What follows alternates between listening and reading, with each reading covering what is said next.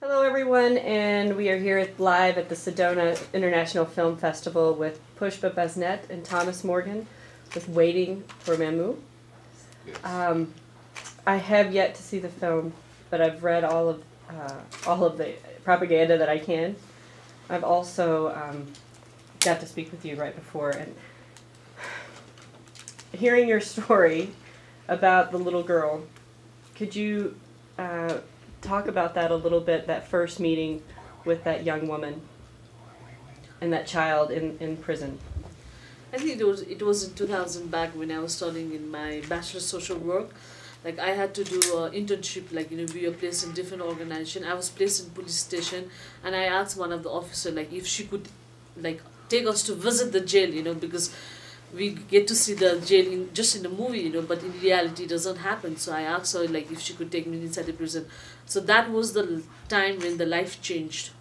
Who today I stand, and I went to the prison. It's a different community, I would say. It's a different world, what we see. It's not a prison, I would say. It's a different world. So I just went inside the prison with the security and everything, and we were just going around. And this, she was 9 months, I think Sanukan, she was 9 months. She was just playing in the ground. And I just went there and grabbed her, in my arm. And I just hold her, like, she had a big cheeks and smiley face.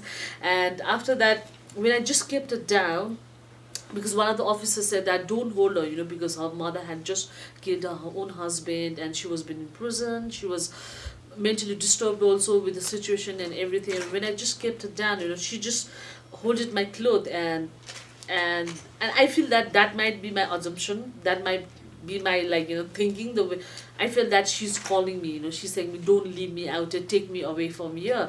And that was the time when I thought like, what she's trying to do.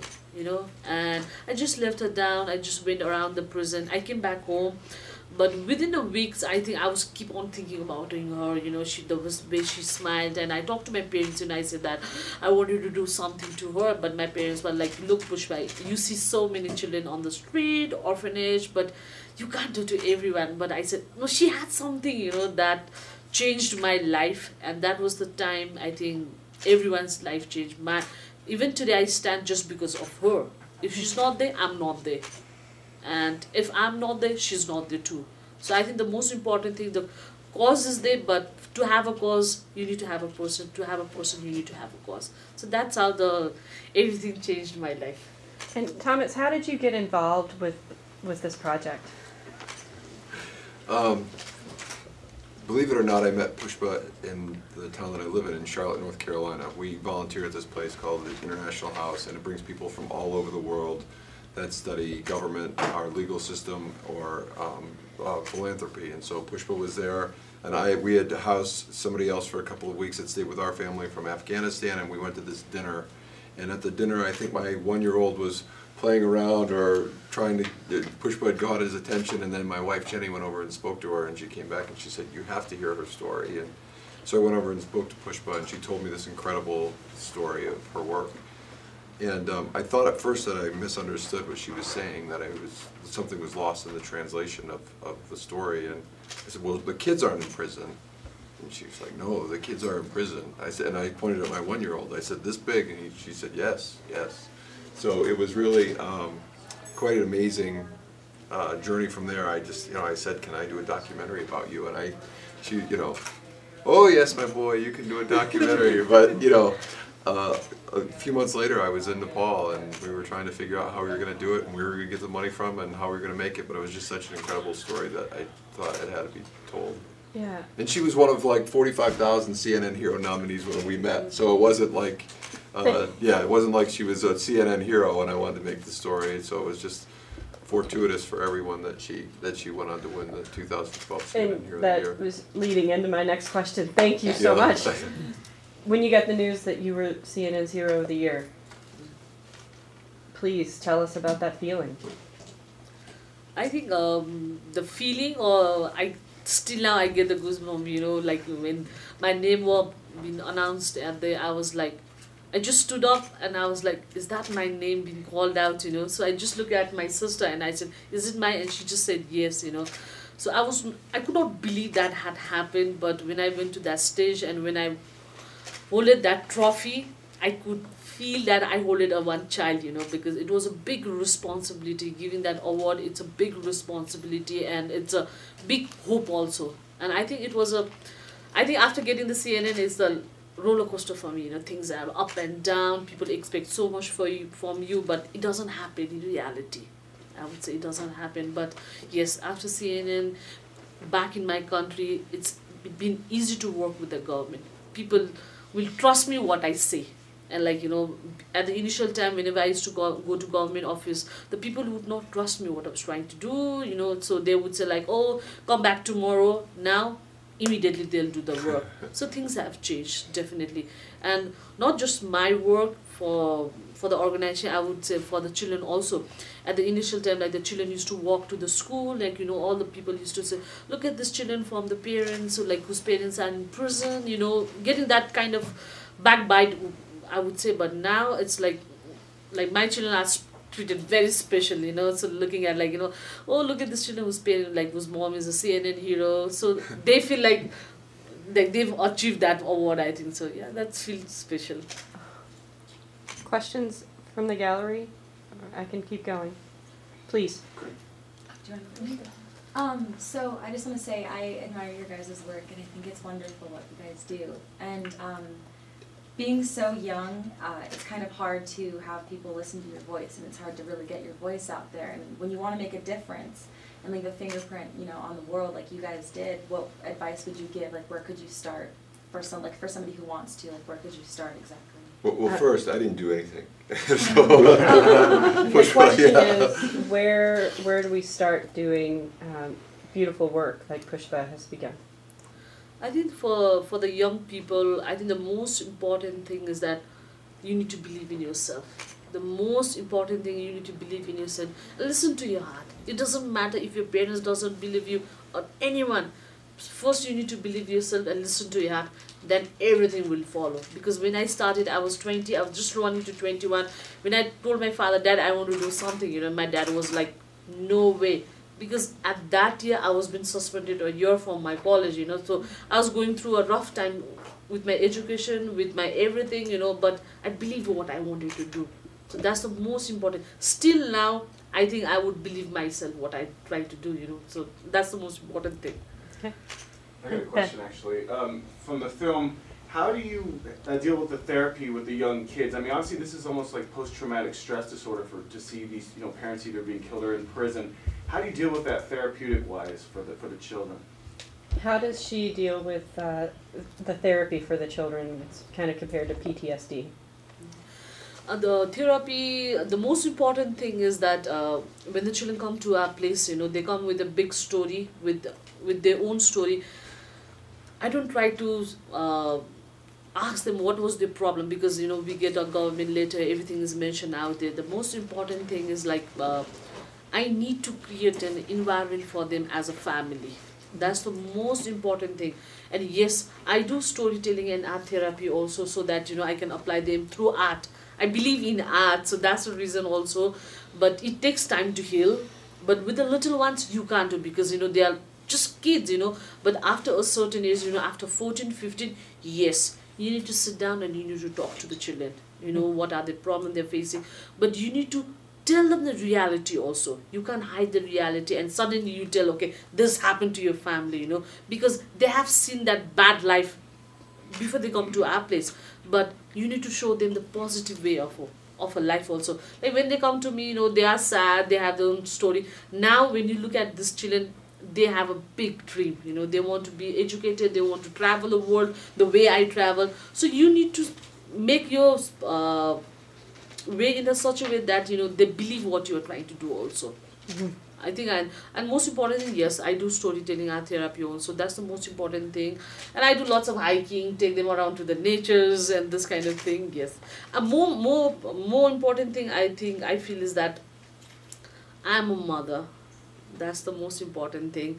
I would not say I run an organization, but I am a mother with all different character of a child, and I need to play a important role in their life individually. Being a parent, what can you advise us here? Because Obviously, our kids are very different, but problematics are still the same, just different cultures. What advice could you give the parents today with the kids here who are entitled and have a whole virtual of problems? What advice would you give parents here in our America today that are struggling with the same type of dynamics, you know, entitlement and things like that? What would your suggestion be? It's very difficult to tell me, like, you know, what solution I can give you because of the culture. The culture is totally different what we have in our country and what is culture out there. But the most important thing for here, I would say, like, you know, the way if I see it, you know, the respect and the child should respect the thing what they are getting from the parents. You know, I think one of the interesting things is the way it's changed my family in relating to Pushpa's family, not with just this film, but within films in general, is the exposure to what her kids go through. And when you see that, and when you see where these kids come from and how their family works, and then suddenly you start thinking to yourself, you know, and your kids see that, and once they get to experience that, you know, like I've taken as much from this film as, you know, as we've given, and, you know, it's just a really interesting dynamic because it changes the way that you look at parenting, it changes the way that you look at, you know, rewarding kids, it changes the way that you think about your life. And so, you know, I think that's been a really nice give and take when you have people on literally opposite sides of the world talking about how to raise children, you know, and exposing them to the reality of the world, and then Pushpa exposing them to the dreams of living a better life. You know, we're both kind of on the opposite sides sometimes, but I think it's been really great for my kids, and knowing her kids is changed everything. My expectations become different. How long was this movie in the making?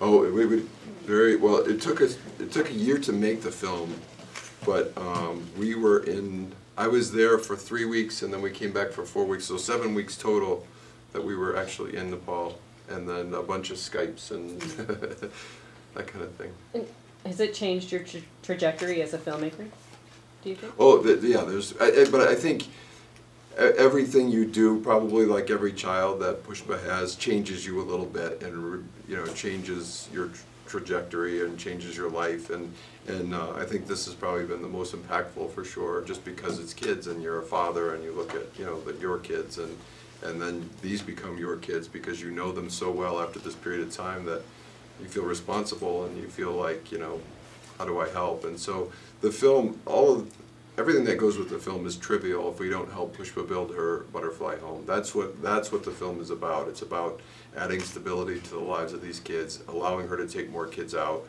and creating an environment that gives them stability moving forward. So we hope to do that, and we hope to make a real impact. Laura? Yeah. Congratulations on the formation of your production company with Susan Sarandon. Oh, thank you. And I am wondering if you could share with us a little bit about the intention behind the formation of that company to produce films that make a difference. So yeah, so the company is Reframed Films, or Reframed Pictures, sorry. But I think the idea behind it is exactly this. The idea behind it is to find stories where we feel like we can do something to change everything. So Pushpa's is actually, you know, though daunting, it may be the easiest. We need money. We need people to support her in building the home.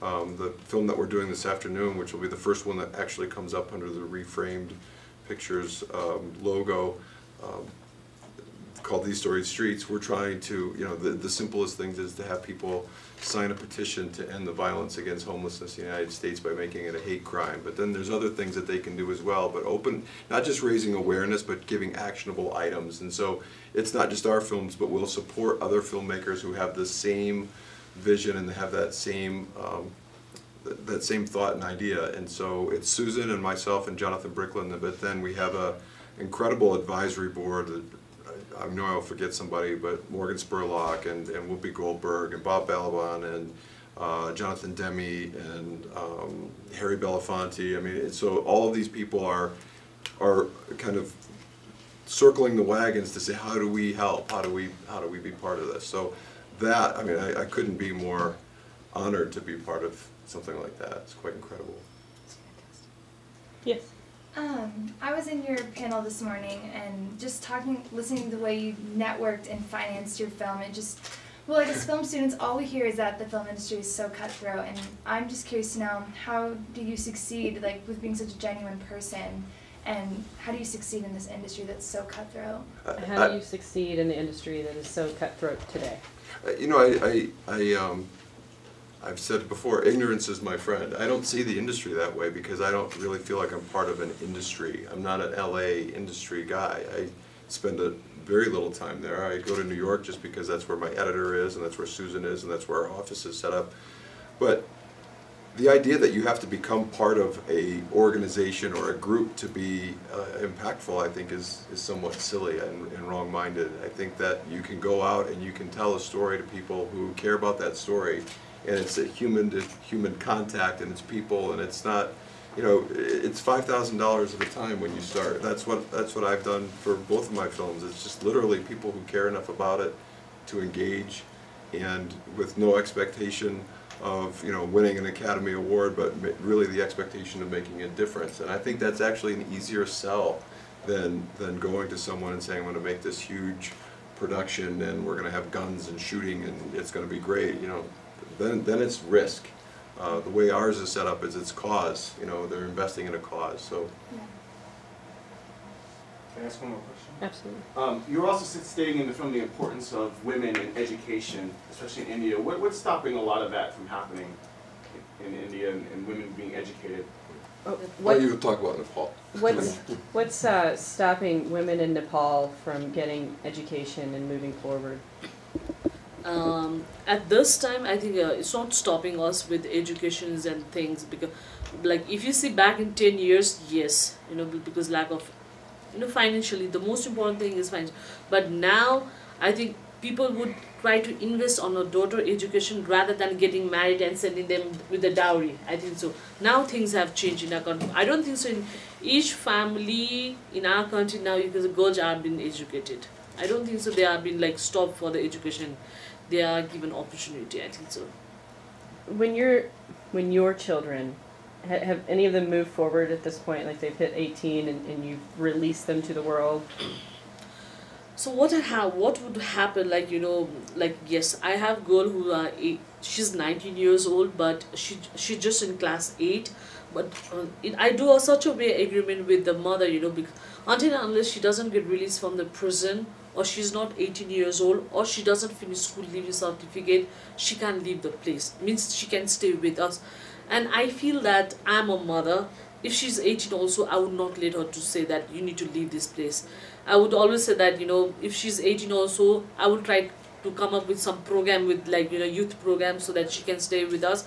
I've said my daughter so far that, you know, if too much they get married, if it doesn't work out with their husband, the door is always open for them.